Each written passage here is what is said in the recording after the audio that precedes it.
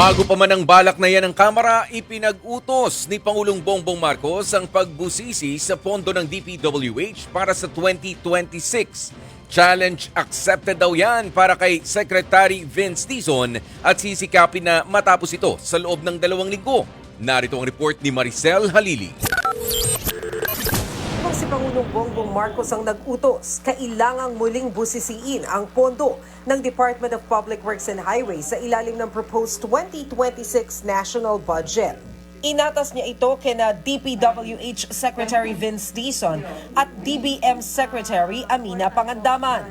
Sa gitna yan ng gumugulong na investigasyon ng Kamara at Senado sa maanomaliang flood control projects.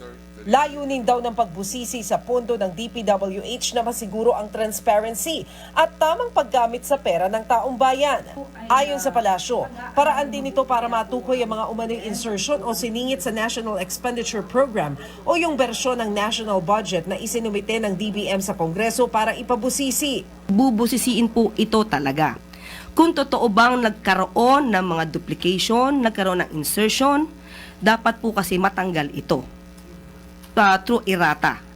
Kabilang sa mga tinitingnan ay ang sinabi umano ni Marikina Congressman Marcy Chodoro na may mga flood control projects sa kanilang syudad na tapos na pero kasama pa rin sa proposed budget sa 2026. Pati na ang sinabi ni House Deputy Speaker Ronaldo Puno na nawala sa budget proposal ang flood control project sa kanilang lugar sa Antipolo. Sakaling totoo ang mga alegasyon ng budget insertions, posible naman kayang mabawasan ang pondo ng DPWH.